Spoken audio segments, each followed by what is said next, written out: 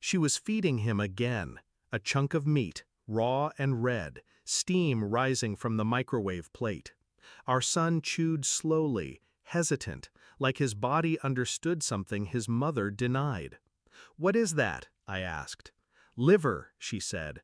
"Protein is protein. Don't question my parenting." Her voice was sharp, edges hidden behind a smile that didn't reach her eyes. It was the third time I'd seen her feed him that. It didn't smell like liver, didn't look like it either. She watched me watch her, then turned her back, slow, like a curtain falling.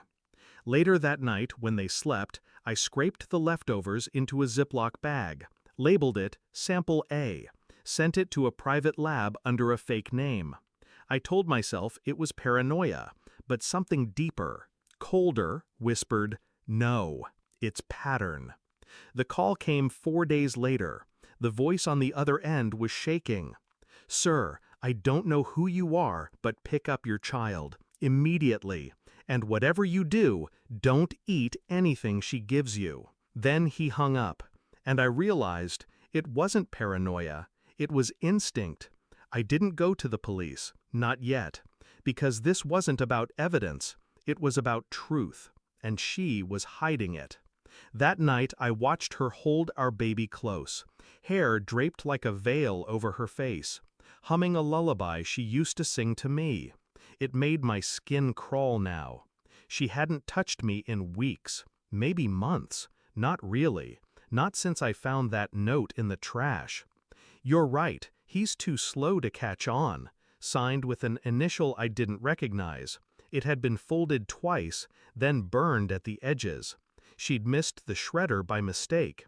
I hadn't told her I found it. I just memorized every word. She said she was taking supplements, but the bottles were blank. No FDA label, no manufacturer. Every pill was hand-wrapped in wax paper. Everything about her felt curated, constructed, like a role she was still rehearsing. And I couldn't tell if I was husband, prop, or test subject. I stopped eating at home. She noticed. I smiled, said I was intermittent fasting. She believed me, too quickly. I installed a second camera in the nursery, one she wouldn't find. Watched her whisper things to our son when she thought no one could hear. He looked afraid. Babies don't fake that. I sent 2 more samples, different days, different meat, same answer from the lab. "This isn't from any animal we're cleared to discuss, but you should know it's human compatible, not just edible. Matched. Matched." The words sat in my throat like glass. I started watching her sleep, not because I wanted to, but because I couldn't look away. She whispered names in her dreams, none of them mine. And when I asked her, casually, about her past, she smiled and said, "You always ask the wrong questions." That night I dug through the garage, found an old storage box labeled winter coats. Inside, baby clothes, all pink. Too many for one child, but we only had one son. The lab sent the final report, certified, stamped, signed. One line highlighted, "Maternal DNA does not match registered mother." I stared at the paper, unblinking. Then again at the baby sleeping in the crib. My son, but not hers. Not biologically. Maybe not at all. I printed it, folded it once, placed it under her pillow. Then I waited. She found it in the morning. Her scream was soft, like a gasp choked halfway by control. I sat in the kitchen, unmoved. Coffee. Quiet.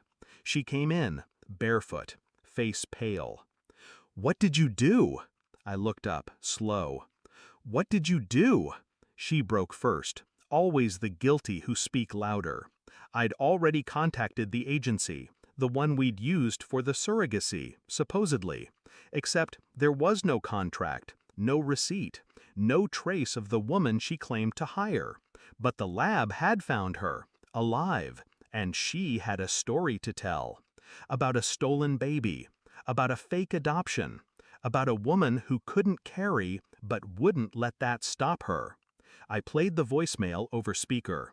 She collapsed to the floor, hands shaking. "Please, he's mine. He feels like mine. That's not how biology works," she begged. I didn't blink. The agency would arrive within the hour. My son would be safe. And she? She would be nothing. She left in cuffs, screaming, the same lullaby trailing behind her like smoke. My son gripped my hand, eyes wide. I didn't cry. I didn't speak. I just watched the space where she had stood, and felt nothing. No pity, no rage, no grief. Just air. Clean. Still. Cold. She said protein was protein. She forgot who she was feeding, and who was watching.